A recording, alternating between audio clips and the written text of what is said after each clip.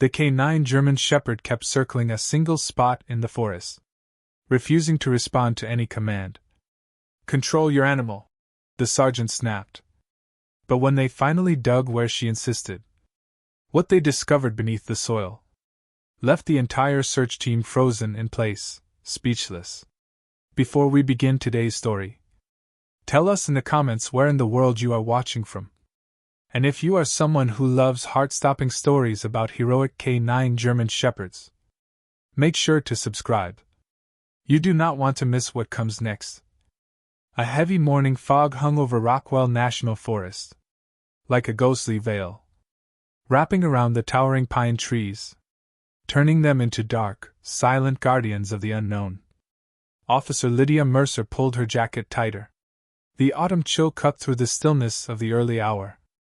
Her breath formed small clouds in the crisp air. At her side stood Aspen, a 5-year-old K9 German Shepherd, ears alert, eyes scanning the distant tree line with sharp intelligence. The tension in her body was unmistakable. She was ready.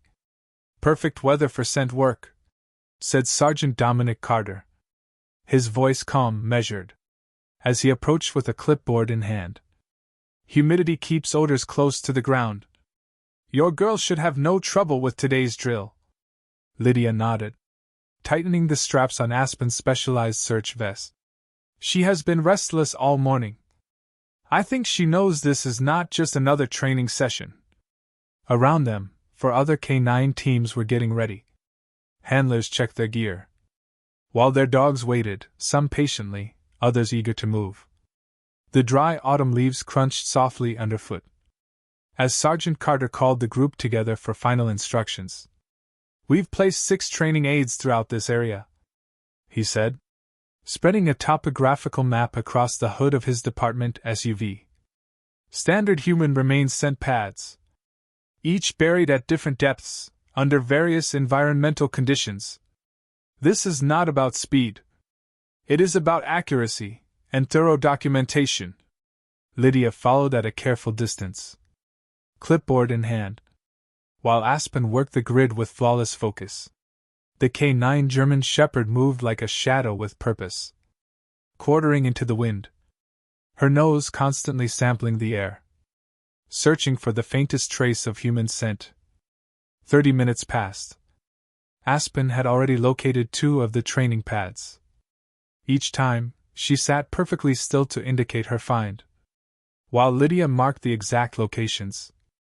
But as they moved deeper into the forest, the terrain changed. Underbrush thickened. Fallen logs and tangled brambles turned the ground into a maze. And then Aspen changed. Her rhythm broke. Head snapping up, nose twitching rapidly, sampling something different, something unexpected. Without warning, she veered sharply to the left, leaving the map search area behind. "Aspen, this way," Lydia called out, signaling with her hand. But Aspen, for the first time in 3 years, ignored her completely. The K9 German Shepherd surged forward, muscles tight, tail straight, ears locked ahead, driven by something Lydia could not yet see. "Aspen!" she called again, louder now, concern rising in her voice. This was not like her partner, not at all. In the distance, she caught sight of Sergeant Carter, watching, his face shifting from curiosity to something closer to disapproval. Lydia keyed her radio. "Sergeant, Aspen is alerting to something outside our assigned area. I am following to investigate." "Negative, Mercer," came the sharp response. "Get your dog back on track, we have a schedule to maintain," came the immediate response. Sharp, dismissive. Lydia hesitated, her eyes fixed on Aspen. The K9 German Shepherd had already crossed nearly 70 yards beyond their designated area. And now, she was circling something, near a cluster of fallen trees. Her movements grew sharper, more frantic. Then, Aspen did something she was trained never to do. She began to dig. Her front paws attacked the earth with desperate force. "Something is wrong," Lydia murmured, breaking into a jog, heart pounding. By the time she reached the clearing, Aspen was whining, high-pitched, distressed. She circled and returned to the same spot, digging harder, deeper. Sergeant Carter arrived moments later, irritation clearly written across his face. "Officer Mercer, this is unacceptable. Control your..." His voice cut off mid-sentence. He had seen enough K-9 behavior in 20 years to know. This was not defiance, and it was certainly not distraction. "That is not a training response," he said quietly. His eyes narrowed, focused now, watching as Aspen continued to dig with urgent precision. "That is a rail alert. Get me a shovel," Lydia called out, her voice firm, eyes locked on Aspen, who was now pawing the ground with growing desperation. Her behavior had shifted from focused to frantic, her whines rising in pitch, fear, urgency. A nearby trainee returned with 2 shovels, and Lydia dropped to her knees.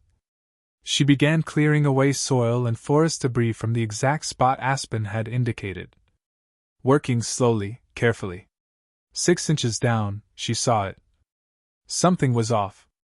The roots were not natural. They had been cleanly cut.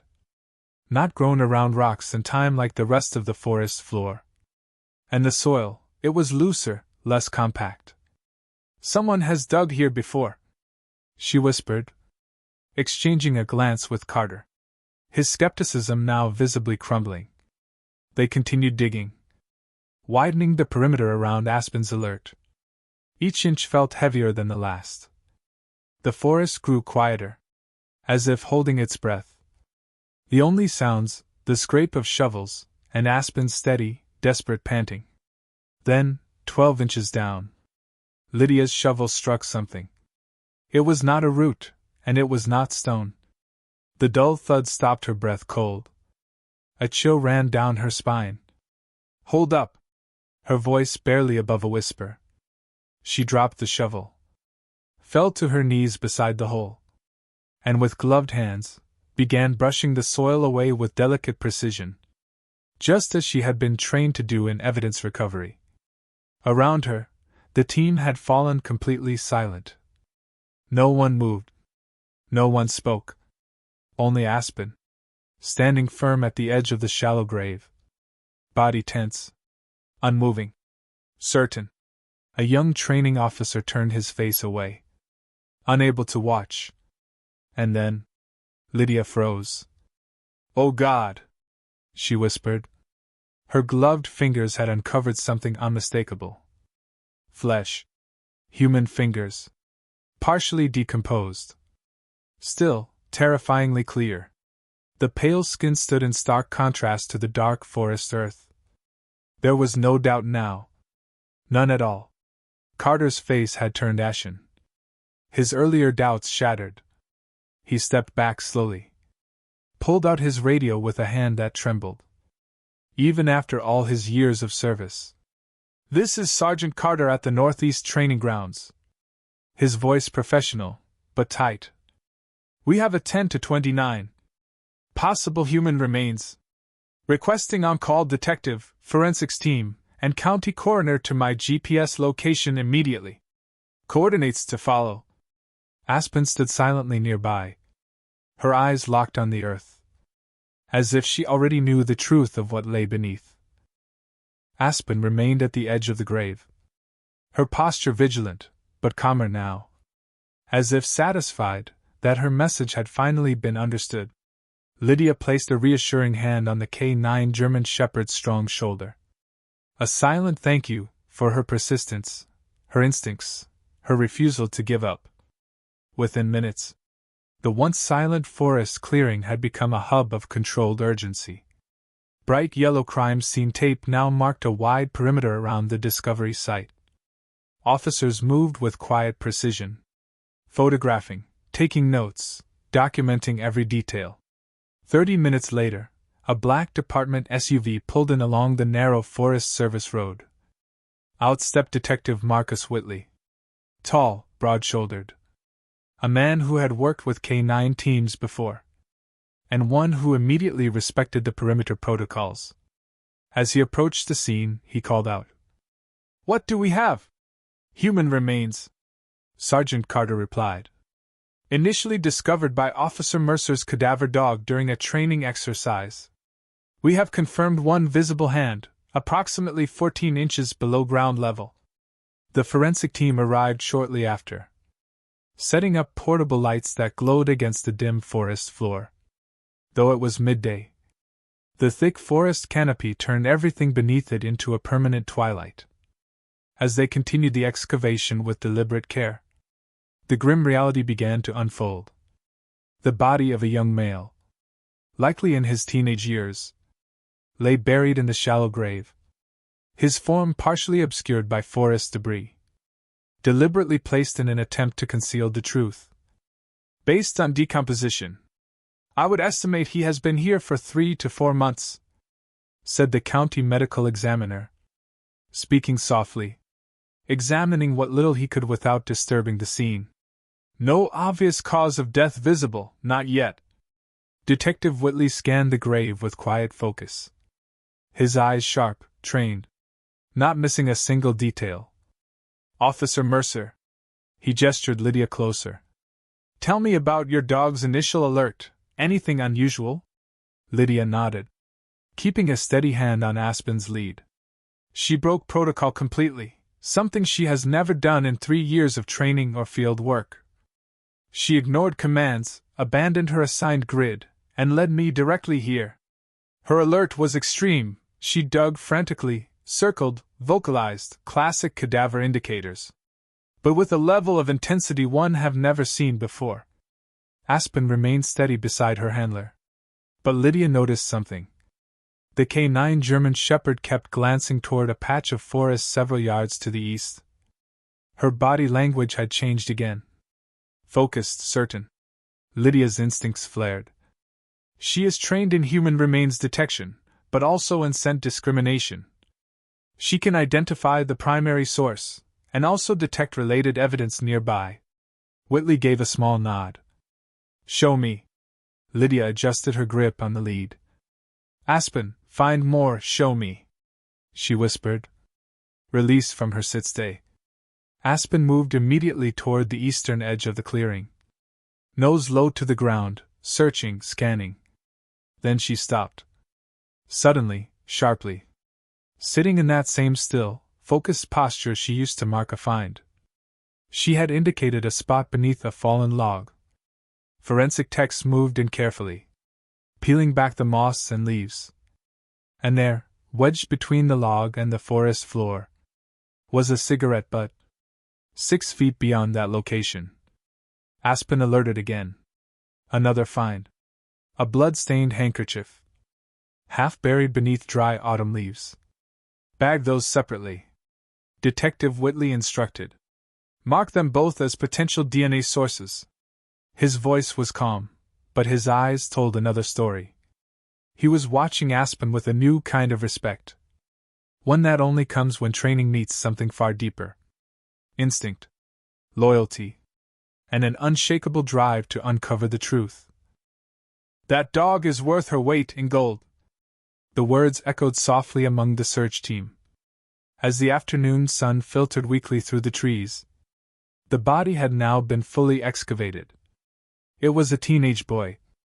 No obvious wounds could be seen through his clothing, but the way his body was positioned, it suggested trauma, possibly before death.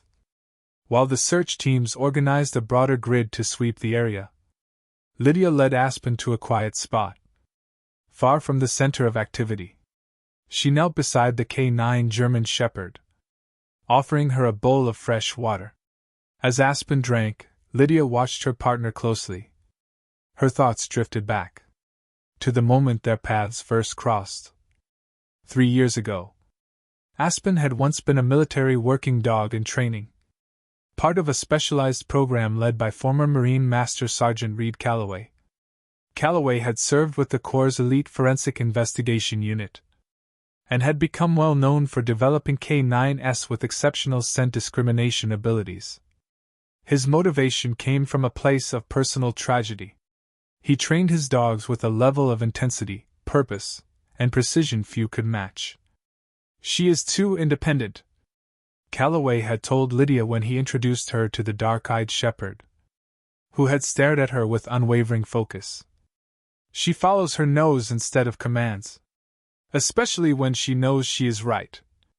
Military handlers want predictability above all else. But she is not disobedient, she is determined. Others had seen a problem.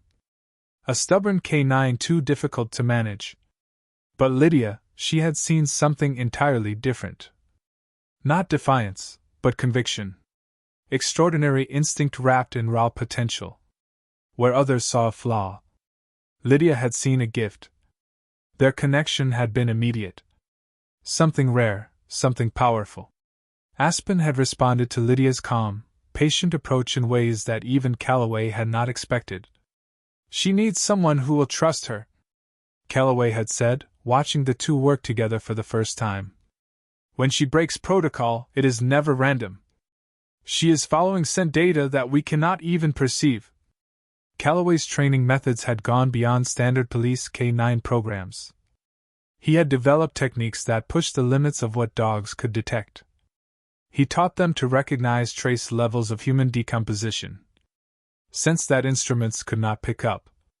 He taught them to discriminate between multiple human sources, to work independently, even when the trail was buried beneath layers of time, weather, and intention. Back at the makeshift command post, set up along the Forest Service road, Detective Whitley sat in the back of his SUV, his laptop open, the screen flickering in the fading daylight. He was deep into the missing persons database, cross-referencing every known detail. Male. Caucasian, approximately 16 to 18 years old, athletic build. He muttered to himself, filtering the search parameters. Last 4 months, within a 100-mile radius. Lydia approached quietly, having gotten Aspen settled with the team coordinator. Any matches? She asked. Whitley gave a tight nod and turned the screen toward her. 3 possibilities, but this one seems the most promising. A photograph filled the screen. A smiling teenager with sandy brown hair and freckles across his nose. He wore a bright blue Letterman jacket from Westlake High School. Ryan Hollister, 17. Reported missing 4 months ago.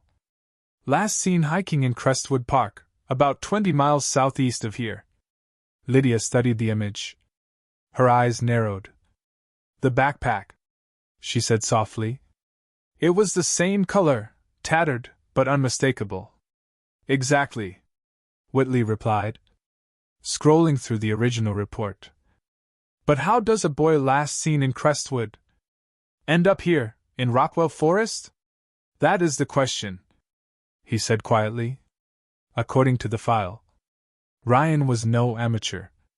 He was an experienced hiker, an Eagle Scout, and a member of his school's cross-country team. Not the kind of kid who gets lost or wanders miles off course. A forensic technician stepped closer. A forensic technician approached carefully, holding a sealed evidence bag. Detective, we recovered the backpack. There is a student ID in the side pocket. Partially degraded, but still legible. Whitley took the bag, examined the ID card through the clear plastic, then turned slowly back toward his screen. Ryan Hollister, Westlake High. His voice was quiet, but certain. It is him. Without hesitation, he reached for his phone. I need to contact the family. They have been waiting for answers, for 4 long months. The original investigation had focused entirely on Crestwood Park. The assumption was simple: that Ryan had gotten lost, or suffered an accident while hiking. No one had considered foul play. No one had even thought to search in a completely different forest, miles away.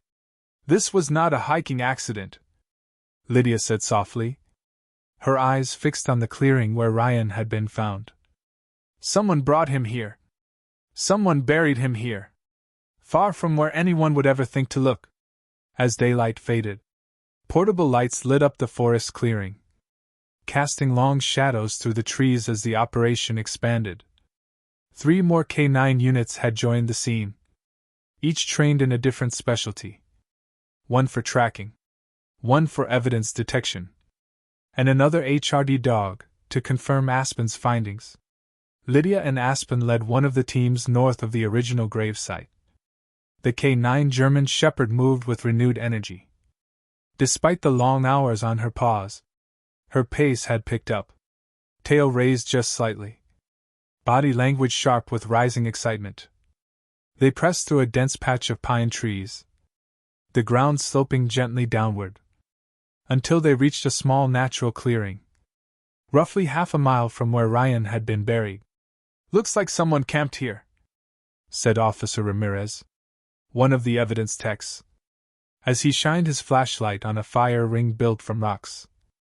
Scattered around it, partially buried in leaves and soil, were discarded beer cans, food wrappers, the remnants of a makeshift campsite. Aspen focused on several of the beer cans, her nose working intently. Then she sat. Her signal for a confirmed alert. The technicians moved in immediately, photographing and bagging each piece of evidence. Then Aspen moved again, to the edge of the clearing, where the ground turned soft and muddy. There, faint tire tracks were visible, still intact beneath a patch of soil protected by overhanging branches. "What have we got?" Whitley asked, arriving at the scene. "Recently used campsite," Ramirez reported, "but deliberately obscured. Beer cans, food remnants, fire pit, signs of multiple people. And these tire tracks. Whoever was here, they did not hike in. They drove, probably using the old logging road." Aspen continued her sweep. Then suddenly, she froze, nose locked toward a pile of rocks at the eastern edge of the clearing. She let out a sharp whine, then sat down firmly. Another clear alert. The technicians moved quickly, lifting the rocks one by one. Beneath them, they found a cell phone. The screen was shattered, but the device had been carefully wrapped in a plastic bag, protected from moisture, and deliberately hidden. The investigation stretched on. Through the night, and into the next morning, teams worked in shifts to process the widening crime scene. Piece by piece, the truth began to emerge. Preliminary DNA results confirmed what they feared. The blood found on the handkerchief Aspen had located was a match to Ryan Hollister's type. And from the recovered cell phone, the tech team extracted a treasure trove of data. Text messages, photos, location logs. All from the days just before Ryan vanished. The photos told a story of their own. 4 teenagers, smiling, pictured at the very campsite Aspen had uncovered the day before. Ryan Hollister was among them, his face unmistakable. Ryan was smiling, his arms slung casually around the shoulders of the other boys. They were laughing, drinking beer around a campfire, their expressions carefree, animated, full of life. Detective Whitley leaned closer to the screen, his voice low, but sharp. "These photos directly contradict the statements his friends gave to police. They claimed the trip was cancelled, that Ryan went alone. But these images show all 4 of them were there, together." The case had just shifted from mystery to betrayal. Meanwhile, the medical examiner had completed the preliminary autopsy. The cause of death was clear. Blunt force trauma to the back of the skull. One powerful impact, delivered with a rounded object. There was also a fractured cheekbone, a sign of a violent altercation before the fatal blow. As investigators prepared for the afternoon's interrogations, an unexpected break came from an unlikely source. Veteran Park Ranger Caleb Sullivan had heard about the discovery over his radio, and immediately recognized the coordinates. "That area, early June. I remember it clearly," he told Whitley. "I came across a group of teenage boys, camping illegally, in that exact clearing. 4 of them, all male. They had a lifted Jeep Wrangler, bright red, oversized tires. I approached them, reminded them that camping was not allowed in that part of the forest, and that the logging road was closed to vehicles. Did you notice anything unusual? Whitley asked. Sullivan paused, thinking back. They were nervous, but I figured it was just because they had been caught breaking the rules. But now that I think about it, something felt off. They had a lot of gear, tents, sleeping bags, coolers, but almost none of it was used. The fire had clearly been burning for hours, but the tents were still packed, sleeping bags still rolled. It felt like they were getting ready to leave in a hurry. Lydia spoke softly from behind him. Like maybe you interrupted them before they finished something. Sullivan nodded slowly. Exactly. Now, the timeline was coming into focus. Whitley turned his laptop toward the ranger, pulling up yearbook photos of Ryan's 3 closest friends. Do any of these look familiar? Sullivan studied the screen. His finger tapped the image of Tyler Westfield. This one was definitely there. He got a little aggressive when I told them to leave. He pointed to another face. Ethan Drake. This kid, the big one, calmed him down. Sullivan's account changed everything. It had likely taken place just hours, maybe even minutes, after Ryan had been killed. The others had been preparing to flee. Back at the county sheriff's department, the interview room was cold, sterile, deliberately plain. A simple table, 4 chairs, and a one-way mirror that reflected the nervous face of Jason Morrow.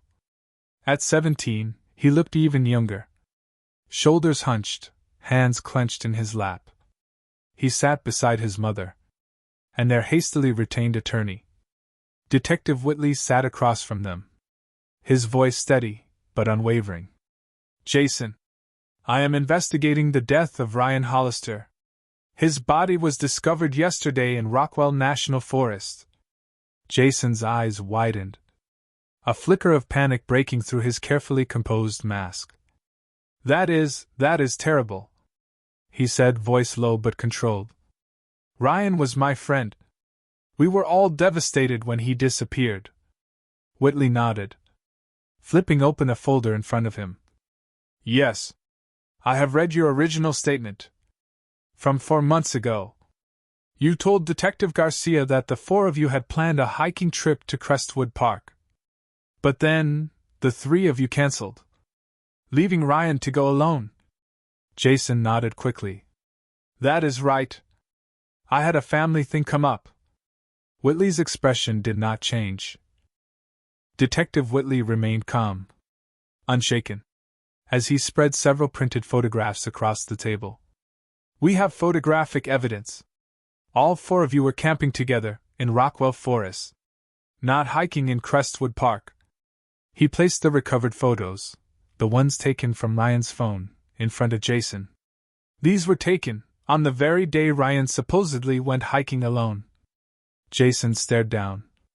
The color drained from his face. His breath caught in his throat. There they were, 4 teenagers, smiling around a fire, beer cans scattered near their feet. And Ryan, very much alive, laughing, part of the group. Oh my God! Jason's mother whispered. Her hand flew to her mouth, eyes wide with horror. Jason's attorney leaned forward, composed, but clearly rattled. Where did these come from? Ryan's phone, Whitley replied, his voice steady. He held up another photo, a picture of the shattered phone sealed inside an evidence bag. It was recovered, hidden under a pile of rocks, at the edge of your campsite. The same site where a park ranger encountered 3 young men and a red Jeep Wrangler, a vehicle registered to Tyler Westfield's father. Whitley unfolded a topographical map across the table, marking 2 bold locations with a red pen. Crestwood Park is here. Rockwell Forest here. You told police to search nearly 20 miles away from where Ryan actually was. That is not just lying, Jason. That is deliberate misdirection. My client does not have to respond to these accusations, the attorney began firmly. But it was already too late. Jason was trembling, eyes glossy with rising tears. He stared at the photos, and cracked under the weight of it all. It was an accident, he choked out, ignoring his attorney's hand on his arm. We never meant for any of this to happen. You have to believe me. Over the next hour, the terrible truth spilled from Jason's lips. A halting confession, filled with regret and irreversible consequences. The four friends had brought a large amount of alcohol to the forest that night. They drank heavily around the fire, laughing, shouting, until tensions rose. Ryan and Tyler had gotten into an argument. Something petty, something about Tyler's girlfriend.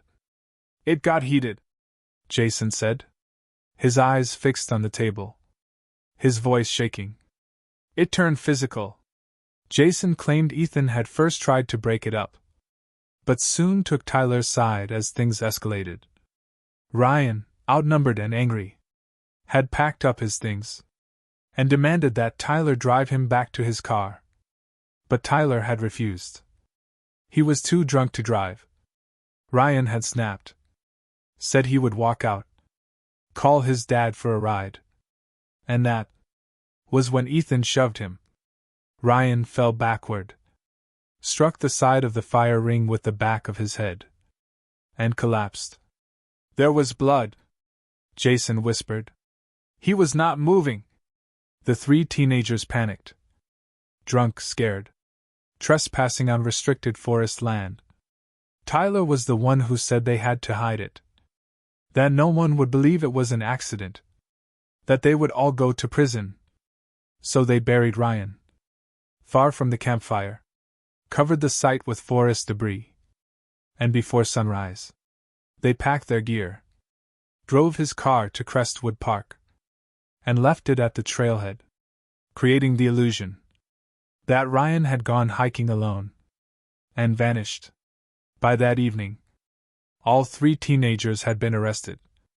Tyler and Ethan were charged with manslaughter and evidence tampering. Jason, with accessory after the fact and obstruction of justice. Their carefully crafted story, a lie held together by fear and silence, had fallen apart completely, shattered by truth, by evidence, and by the relentless instincts of one extraordinary K9 German Shepherd. They almost got away with it, Whitley said quietly, standing beside Lydia as the three teenagers were processed in silence. If not for your dog's extraordinary instincts, Ryan might have remained missing forever. 3 days after Ryan Hollister's body was found, Lydia returned to the edge of the forest clearing with Aspen at her side. The place that had once been a burial site had now become a memorial. That morning, Ryan's parents had visited, leaving flowers and photographs beneath a towering pine. Their son's smile now framed by wild ferns and falling leaves. Aspen changed everything. Came a soft voice behind her. Lydia turned and saw Elizabeth Hollister, Ryan's mother, approaching slowly, her husband James just behind her. Grief had carved deep lines into their faces, but they held themselves with quiet dignity. We wanted to thank you personally, James said, his voice rough, strained from too many sleepless nights and one unbearable goodbye. The detective told us what happened, how Aspen found him, how she refused to give up until someone finally listened. Lydia swallowed hard, a lump forming in her throat. She is very persistent, she said softly, when she knows she is right. Elizabeth knelt down beside Aspen. The K9 German Shepherd sat perfectly still, her usual stoic demeanor softening, as Ryan's mother gently stroked her head. There was something unspoken in the moment, a connection deeper than words, between a grieving mother and the dog who had brought her son home. 4 months of not knowing was unbearable. Elizabeth whispered. The nightmares were always the same. That he was out there, alone, lost, waiting. Now, we can lay him to rest properly. Later that evening, as the sun dipped low in the western sky, painting the clouds in brilliant strokes of orange and rose, Lydia brought Aspen to their favorite quiet place, a bluff overlooking the wide river valley below. It was where they often came after difficult days. A place to breathe, to be still. Aspen sat beside her, calm, steady, her eyes scanning the horizon, but her body finally at ease. The last few days had taken a toll on both of them. Aspen had worked nearly 20 hours straight during the investigation, refusing rest, until Lydia had finally insisted. Even now, though she had been officially relieved from duty, the shepherd still carried herself with quiet vigilance, as if her duty to Ryan was not yet done. That afternoon, Chief Bennett had called with news. The department had received dozens of calls and emails, all praising Aspen's role in solving the case. A local newspaper had run the headline, "Hero Dog Brings Justice After 4 Months of Silence." The article was accompanied by a photo. Aspen at the crime scene, her gaze focused, unwavering. "You knew exactly what you were doing, did you not?" Lydia murmured, rubbing the spot just behind Aspen's ear, the one that always made her lean in just a little closer. "You broke all the rules, just to make us listen." Aspen turned, her intelligent eyes meeting Lydia's. And in that look, there was more than loyalty, more than obedience. There was trust, conviction, and a bond forged in something far stronger than commands. Something earned, something lived. Later that night, as they packed up to leave, Lydia received one final call. It was Master Sergeant Calloway. He had heard the news, he said. Lydia smiled, her voice warm with memory. "He said you made him proud." And as the wind whispered through the pines, and the last light faded beyond the ridge, Aspen stood beside her handler, ready for whatever came next. "Than any medal he ever earned," Lydia said softly. "He told me, he always knew you were meant for something extraordinary." At the mention of her first trainer, Aspen's ears perked up, her head tilted slightly, as if listening for more. "He is coming to visit next month," Lydia added, smiling. "He wants to see you, and brings some new training equipment he has developed." Aspen blinked slowly, leaning in closer, and Lydia reached out, resting her hand gently on the K9 German shepherd's neck. In that quiet moment, as the last light of the day faded over the valley below, Lydia felt a wave of gratitude. For everything. For the Marine who had turned personal tragedy into something powerful. For the misunderstood shepherd who simply needed the right handler. And for the trust they had built together. A trust that had changed everything. What others had once called disobedience had been revealed for what it truly was. Wisdom. The ability to know when to break the rules. To serve something greater. Have you ever seen an animal sense something that humans completely missed? Our four-legged companions have instincts that often feel otherworldly. They detect emotions, movements, dangers, even death, in ways we can barely begin to understand. Aspen's remarkable ability to locate Ryan's grave, in the middle of a remote forest, during what was supposed to be a routine training exercise, is a powerful reminder. Sometimes, it is not about the rules. Sometimes, it is about the bond. What would you have done in Lydia's place? Follow protocol. Or trust your partner's instincts. Imagine the pressure she felt. The risk of being wrong. The possibility of embarrassment in front of colleagues. Of breaking rank. But that one moment of trust, that single choice to listen, brought closure to a grieving family. And justice to a boy who might have otherwise remained lost, forever. If this story of K9 heroism touched your heart, please take a moment to click the like button. It helps us reach more dog lovers around the world. And do not forget to subscribe for more stories like this. true tales of loyalty, courage, and the unbreakable bond between handler and dog. Tap the notification bell so you never miss our next upload. And share this video with friends and family. Anyone who believes in the extraordinary abilities of working dogs. And the incredible hearts behind those watchful eyes. Right now, check out our other K9 hero stories on your screen, including the amazing tale of a police dog who discovered a hidden compartment that shattered an international smuggling ring, and the rescue dog who found a missing child in the middle of a deadly blizzard when all human efforts had failed. We will see you tomorrow, same time, with another extraordinary story from the remarkable world of working dogs and the humans who trust them with their lives.